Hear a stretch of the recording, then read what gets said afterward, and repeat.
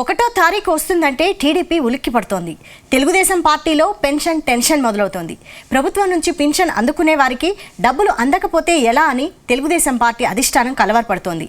ఇంతకు ఒకటో తారీఖు అంటే టీడీపీ ఎందుకు భయపడుతోంది? Watch the story.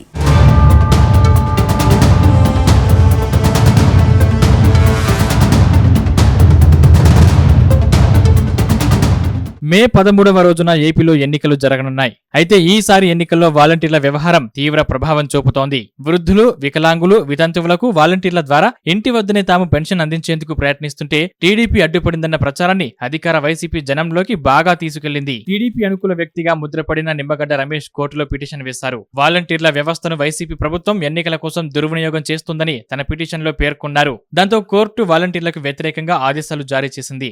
ఇదే అనువుగా వేలాది మంది వాలంటీర్లు రాజీనామాలు చేయడంతో పెన్షన్లు అందుకునే వారికి ఇబ్బందికరంగా మారింది. అయితే తమను ఇరకాటంలో పెట్టేందుకు వైసీపీయే వాలంటీర్లతో రాజీనామా చేయించిందని టీడీపీ ఆరోపిస్తోంది.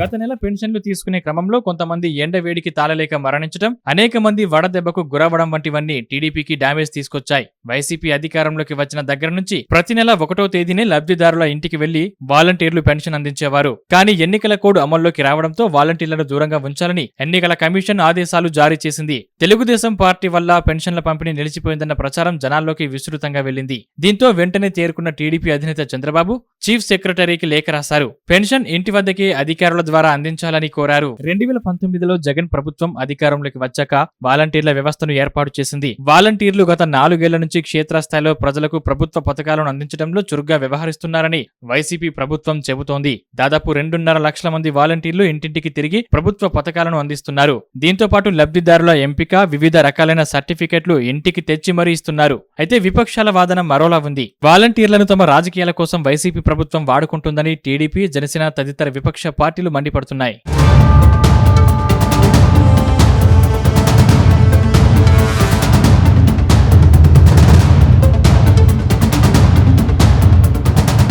వాలంటీర్లు లేకుండా చేసి ప్రభుత్వ పథకాలు అమలు కాకుండా టీడీపీ అడ్డుకుంటోందన్న భావన జనంలో కలిగించడానికి జగన్ వేసిన మాస్టర్ ప్లాన్ గా రాజకీయ విశ్లేషకులు అంచనా వేస్తున్నారు. పెన్షన్ల ఆలస్యం వ్యవహారం రాజకీయంగా పెద్ద దుమారంగా మారుతోంది. అది విపక్ష కూటమికి నష్టం తెస్తుందన్న వాదన తెరపైకి తెస్తున్నారు.